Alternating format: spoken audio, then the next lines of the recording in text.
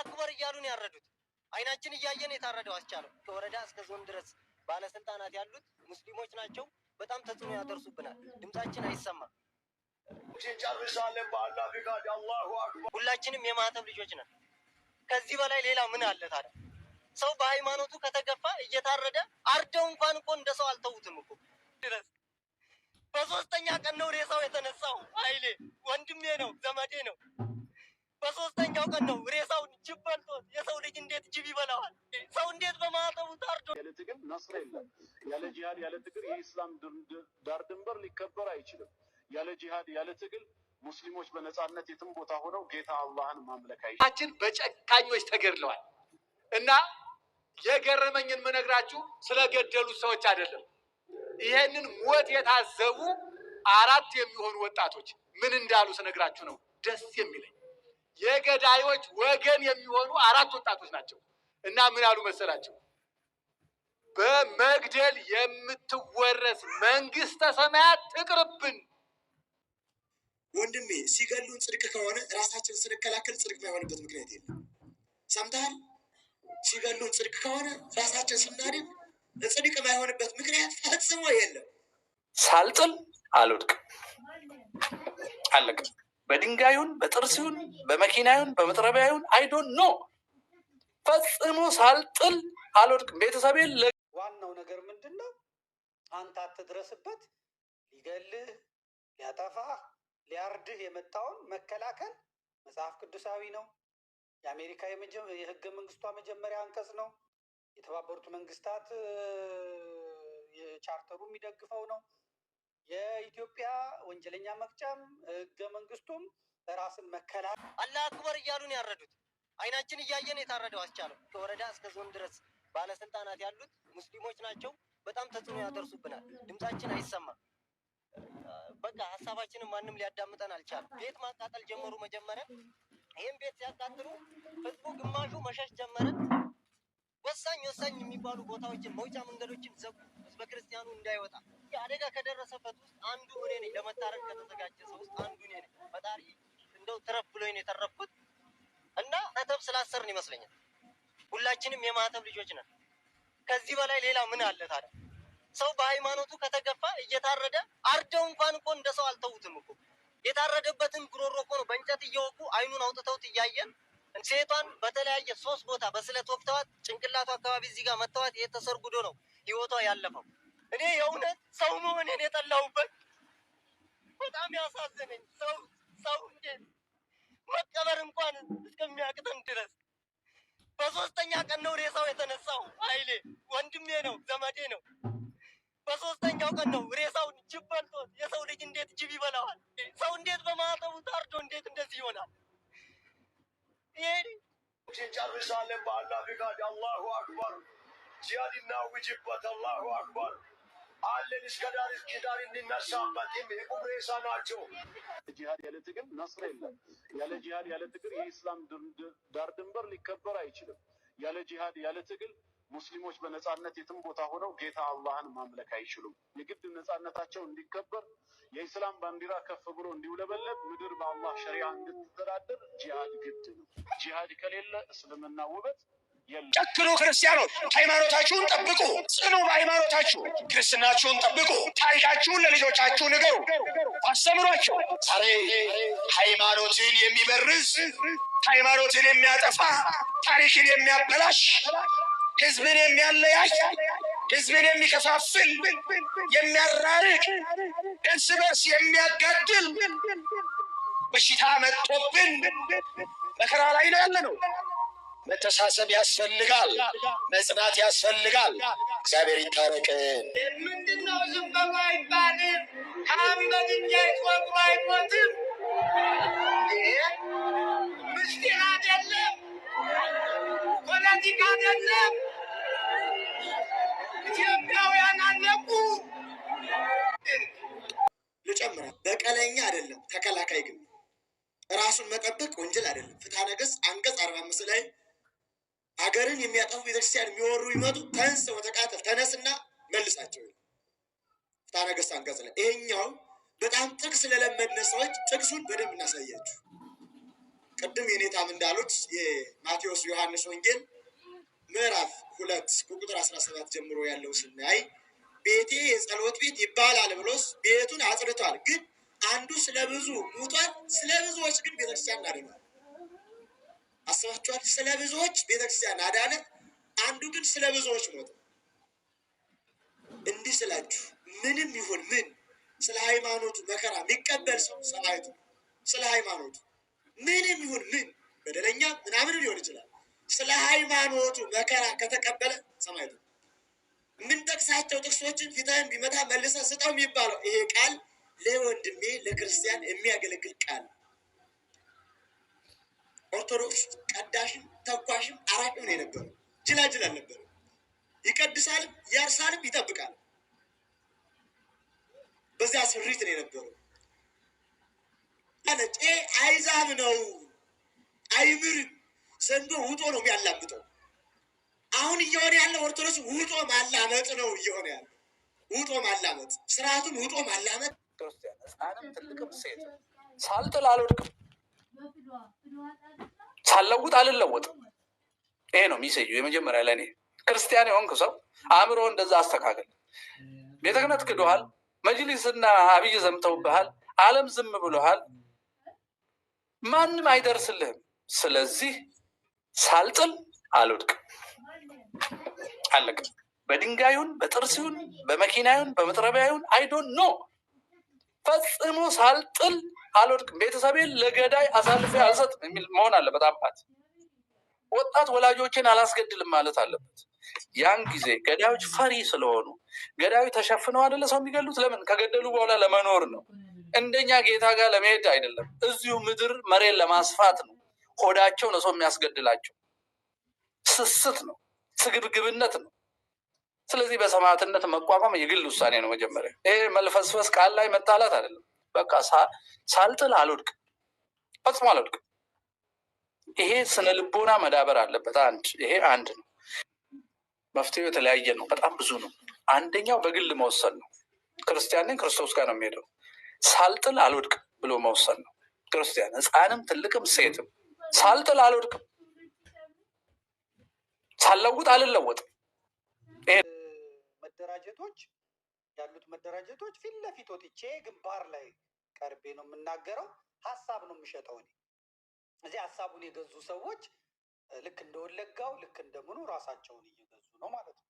ራሳቸውን ያደራጃሉ። ዋናው ነገር ምንድን ነው? አንተ አትድረስበት።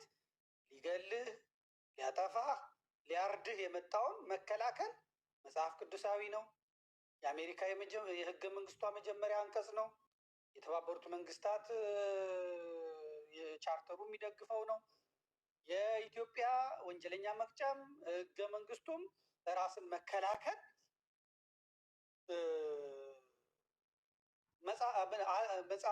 መጽሐፍ ቅዱሳዊም መለኮታዊም ስጋዊም ነው ማለት ነው። ምድራዊ መንግስት ሰማያዊ መንግስት የሚደግፈው ነው ማለት ነው። ይህንን አበረታታለሁ፣ ይህንን እነግራለሁ፣ ወኔ እሰጣለሁ፣ እቀሰቅሳለሁ። ያለማፈር እንትን ማለት ምሳሌ እሰጣለሁ። እስራኤልን ምሳሌ አድርጌ እሰጣለሁ። አለቀ። መደራጀታቸው መሰባሰባቸው ከመበተን ድነዋል። ኩርዶችን ምሳሌ አድርጌ እሰጣለሁ። ኩርዶች ሰፊ ግዛት አላቸው፣ ሰፊ መሬት አላቸው፣ ሰፊ ህዝብ አላቸው። ሀገር ግን የላቸው። ወደፊት ሀገር ነው የምታጡት እያልኩ እናገራለሁ። የእኔ በድፍረት መናገር ነው ስራዬ። የሚያስከሰኝ ከሆነም የዓለምን እውነት ይዤ ነው የሚሄደው። በዚህ መጠን ደግሞ ተጠቃሚ ሆኛለሁ። እንደምታየው ነው። ሰምቶኛል። አለቀ። የሰሙኝ ሰዎች ተደራጅተዋል። የሰሙኝ ሰዎች አሉ። የአሩሲ ነው የሚቀረው። የአሩሲውን ደግሞ ጀምሬዋለሁ። አለቀ። መውቀር ነው፣ ማልቀስ ሳይሆን ማለት ነው። በለቅሶ የሚመጣ ነገር እንደሌለ መንገር ነው ከኔ የሚጠበቀው። የእኔ ሀሳብ ግን የሚደበቅ አይደለም። ቀሲስ የምታዩት ነው። ማነው መምህር? የምታዩት ነው፣ የምትሰሙት ነው፣ የምትመለከቱት ነው። ደብቄ የማደርገው ነገር ስለሌለ ማለት ነው። ይኸው ጥያቄ ከሌለ አሰናብችኝ። አንድ ጥያቄ አለኝ ምናልባት። እሺ ቴንኪዩ። ሁላችሁንም እግዜር ያክብርልኝ፣ ቃሉ ያሰማልን። እግዜር ያክብርልን ዘመዴ። የኔ ጥያቄ አንደኛውን አልፈዋል ኦልሬዲ በበቂ ሁኔታ ስላነሳችሁት። ሁለተኛው ጥያቄ ምንድን ነው? የሰዎች ስብስብ ላይ በተመለከተ ከዚህ በፊት የጀመርካቸው ነገሮች እንደነበሩ አስታውሳለሁ። ምናልባት አሁን በስም እኔ ያው እስልምና ላይ ስለምሰራ በስም መናገር ይከብዳል እንጂ በውስጥ የተላላክናቸው ነገሮች ነበሩ። ኤኒዌይስ ያኔ የታሰቡ ነገሮች ከምን ደርሰዋል? ሆነ ብለን እሪ ብንል ማንም አይሰማም። ካህናት ተገለዋል ይባላል አይደል? ሊቃውንት ተገለዋል ይባላል አይደል? ሊቃነ ጳጳሳቱ ፌስቡክ ይጠቀማሉ። አይተው ላይክ ማድረግ አይፈልጉም። እንዳይነካቸው ገለል ብሎ ያሉት እንዳይነካቸው። አልሰማሁም፣ አላየሁም። በዚህ ጉዳይ ላይ ምንም ቢሆን በሌሎቹ ጉዳዮች ላይ እኮ ሲኖዶሱ ሊሰበሰብ ይችላል። በእነዚህ ጉዳዮች ከሆኑስ በካህናት ሞት፣ በቤተክርስቲያን መቃጠል ጉዳይ ከሆኑስ ዝም። ይናገር ሰው ካለ ቢታሰር ዝም። ይናገር ሰው ካለ ቢሰቃይ ዝም። ካህኑ አይቶ ያልፍ። እንደ ኢትዮጵያ ኦርቶዶክስ ተዋሕዶ ቤተክርስቲያን ተናግረን የማንሰማበት ምክንያት ይሄ ነው። አንደመጥም። አሁን ለምን? ተጥለናል፣ ወድቀናል። ከዛ ሌዋዊ ይመጣል፣ ሌላኛው አገልጋይ ይመጣል። ያየውና ወድቋል እኮ ይሄ ሰው አላዘነለትም። አይቶት ዝም ማለት የእግዚአብሔር ልጅ መሆን ነው። የእግዚአብሔር ልጅ መሆን ሰላም ማለት የእግዚአብሔር ቤት ላይ መኖር ነው።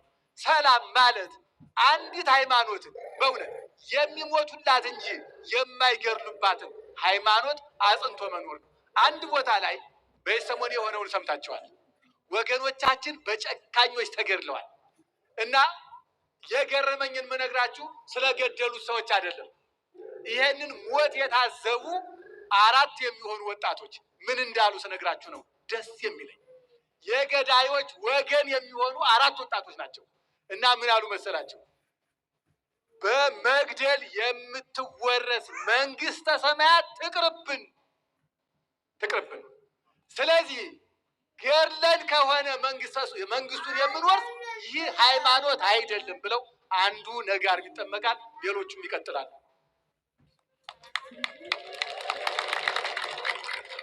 አሁን በዚህ ሰሞን ያገኘሁት የሰማሁት ነው። እንደዚህ የሚገድሉና በመግደል የሚሰፍ ሃይማኖት አይደለም ብለው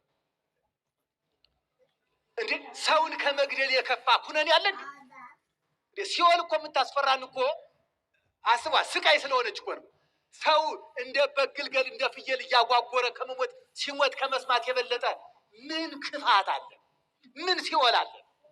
እስኪ አስቡ። አሁን ሰውን አጋድማችሁ በተሳለ ብሏ አንገቱን ቆርጣችሁ ሲያንቃርር መስማት ከዚህ የከፋ ምን አለ? እና ሲኦል ማለት ከዚህ የከፋ ነው። እንደዚህ ያለ ከሆነ ሃይማኖት በእውነት ይቅርብኝ አሉ እነዚያ ልጆች። እግዚአብሔር ያጽናቸው በእውነቱ። ሌሎቹም እንዲህ ልትሉ ይገባል። ገድላችሁ የምትወርሷትን ገነት ሳትገድሉ እጧት። እንዴ! እንዲህ ያለ የሰው ደም በማፍሰስ የሚወረስ መንግስት የለም በምድር ላይ የለም። በእውነት እንዴ ቁጣው እንኳን አይገባቸውም። እዚህ አንጾኪያ የሚባል አካባቢ የአርመን ክርስቲያኖች ይኖሩ ነበር።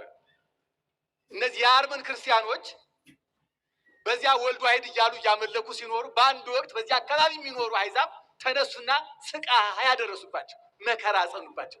በየቀኑ እየተነሱ ሲገድሏቸው ከዚያ በኋላ ምን አሉ? ለአርመን ወገኖቻቸው ባካችሁ ድረሱልን አሏቸው። እንግዲህ እነዚህ ሰዎች ዜግነታቸው የዚያው የቱርክ ዜግነት ያላቸው እዚያው አንጾኪያ ውስጥ የሚኖሩ ናቸው። ግን ሃይማኖታቸው የአርመን ኦርቶዶክስ እምነት ተከታይ ከኛ ከአታ ቤተክርስቲያናት አንዷ ናት አርመን ስለሆኑ ከዚያ በኋላ የአርመን ህዝብና የቱርክ መንግስት ተነጋገሩና በአርመን ውስጥ የሚኖሩ ሙስሊሞችን እናንተ ውሰዱ፣ በአንጾኪያ የሚኖሩ ደግሞ ክርስቲያኖችን ስጡን አለ የአርመኑ መሪ። በዚህ ምክንያት ተነጋግረው በአንጾኪያ የሚኖሩ ክርስቲያኖችን ብድግ አድርገው አርመን አስገባቸው። በዚህኛው ደግሞ ያሉትን ደግሞ ወይም አማሌቃውያንን አምጥተው ደግሞ ወደዚህኛው ወደ አንጾኪያ አመጧቸው። ይህ በሆነበት ዓመት አንጾኪያ በርዕደ መሬት በመሬት መንቀጥቀጥ ተመታች። 50,000 የሚሆን ህዝብ አለቀ።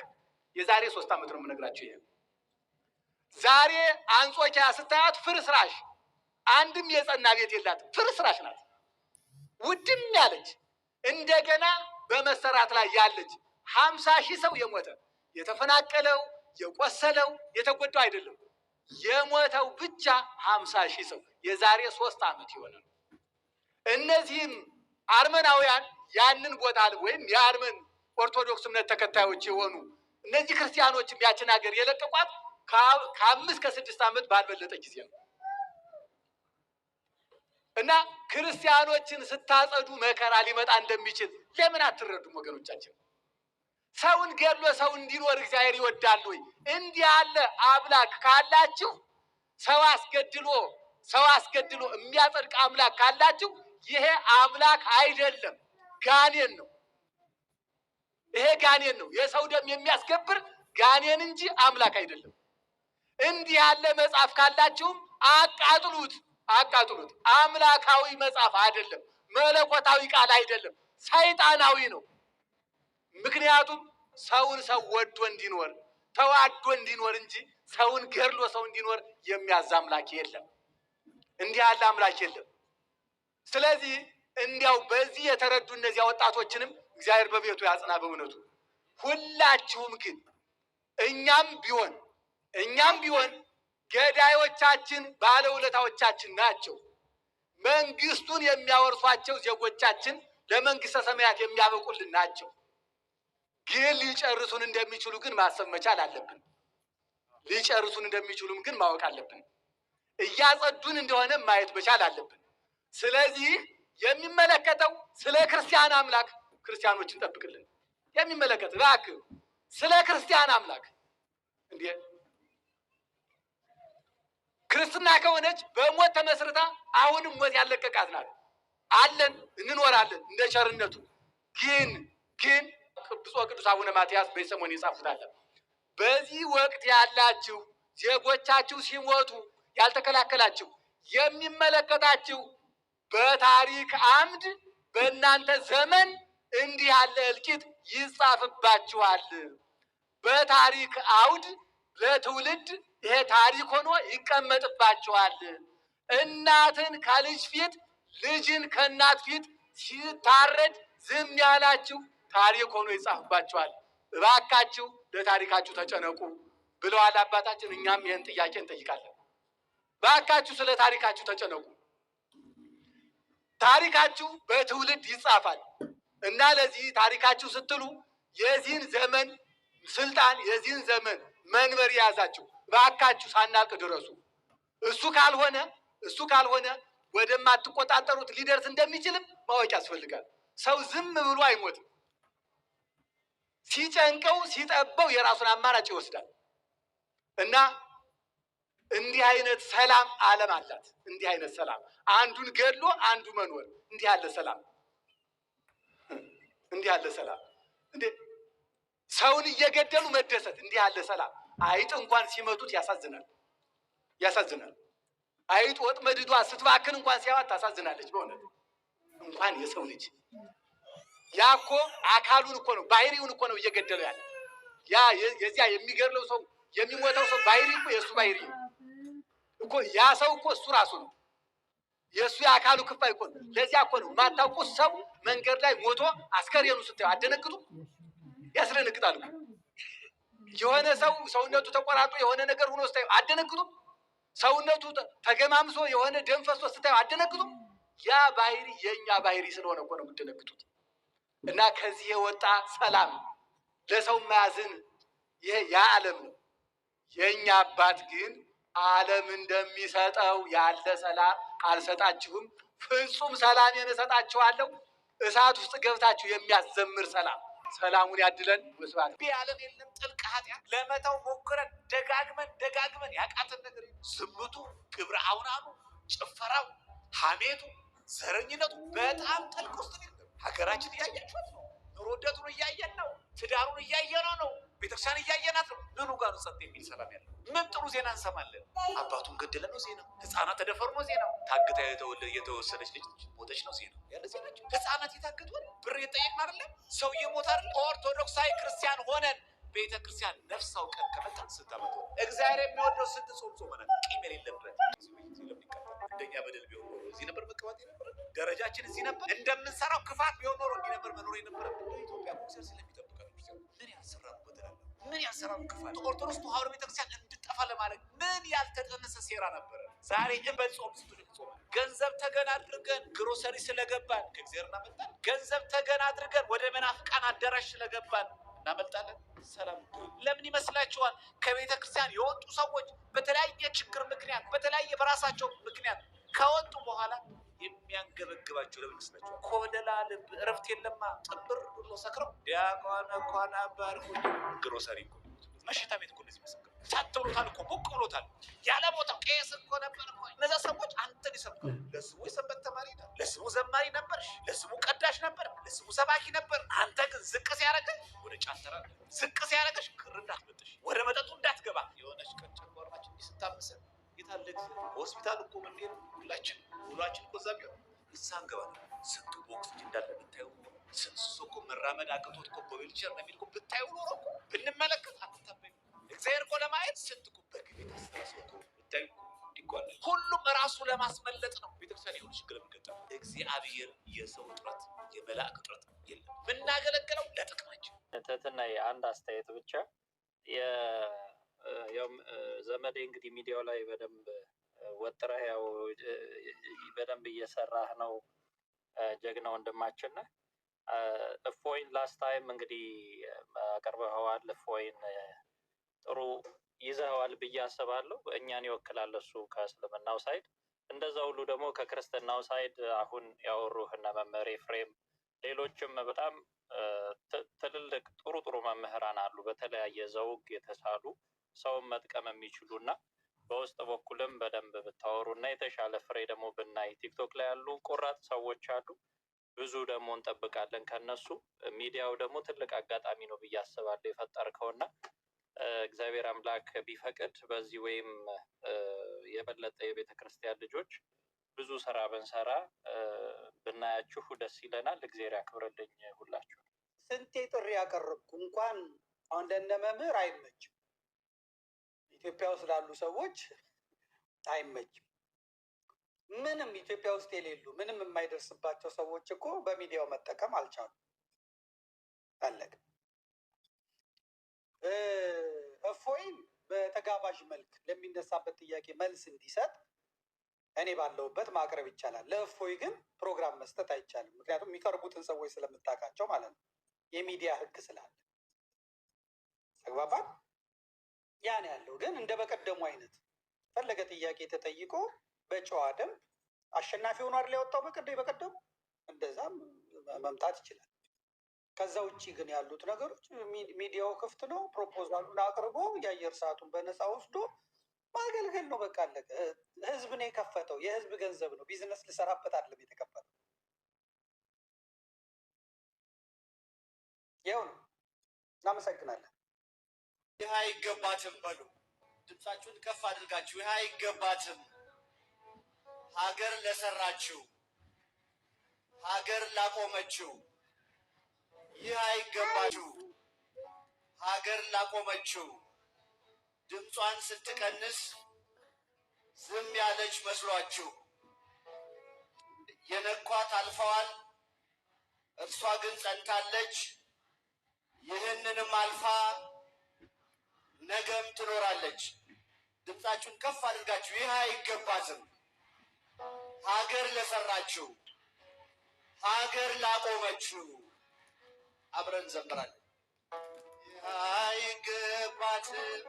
ሀገር ለሰራችው፣ ሀገር ላቆመችው ድምጿን ስትቀንስ ዝም ያለች መስሏችሁ፣ ዝም ያለች መስሏችሁ የነኳት አልፈዋል።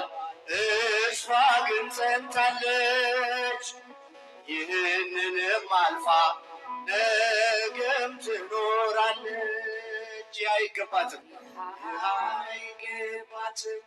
ሀገር ለሰራችው፣ ሀገር ላቆመችው ድምጿን ስትቀንስ ዝም ያለች መስሏችሁ ዝም ያለች መስሏችሁ የነኳት አልፈዋል እርሷ ግን ጸንታለች። ይህንንም አልፋ ነገም ትኖራለች። አይገባትም አይገባትም ሀገር ለሰራችው ሀገር ላቆመችው ድምጿን ስትቀንስ ዝም ያለች መስሏችሁ ዝም ያለች መስሏችሁ የነኳት አልፈዋል እርሷ ግን ጸንታለች። ይህንንም አልፋ ገና ትኖራለች። ከአምላኳ ተምራ ብዙ ብትታገስ ጽኑ ናት ተዋሕዶ ስላለም የማትፈርስ። የማታውቁ እንደሆን መዝገቧን ግለጡ መቻል ልማዷ ነው በዓይኗ ግን አትምቱ። አይገባትም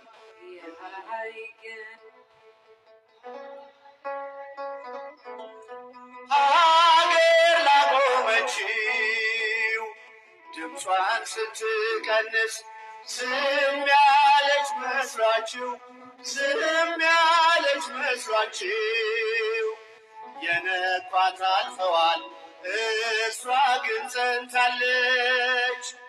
ይህንንም አልፋ ገና ትኖራለች።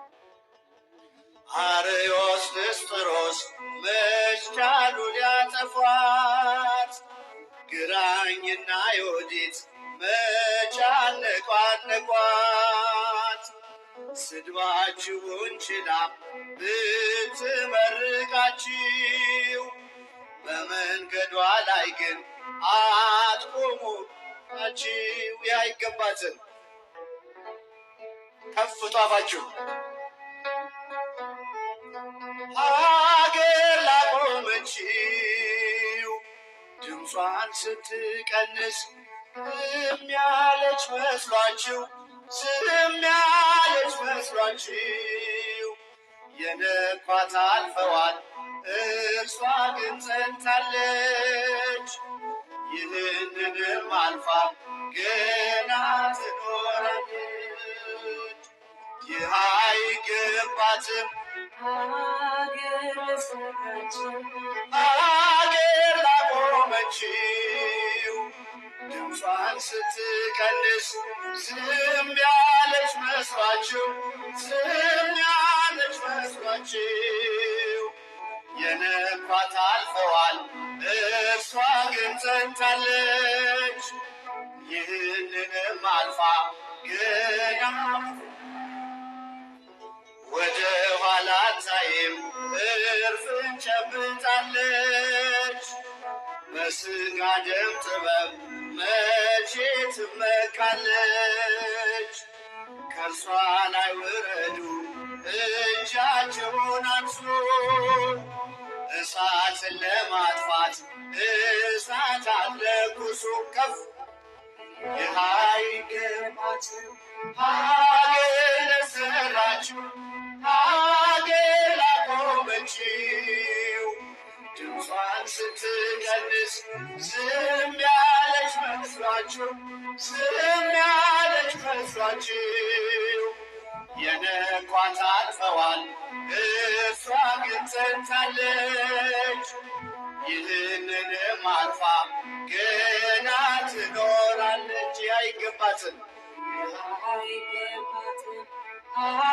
ድምፃችሁ ከፍ ሀገር ላቆመችው ድምጿን ስትቀንስ ዝም ያለች መስሏችሁ ዝም ያለች መስሏችሁ የነኳት አልፈዋል እርሷ ግን ጸንታለች።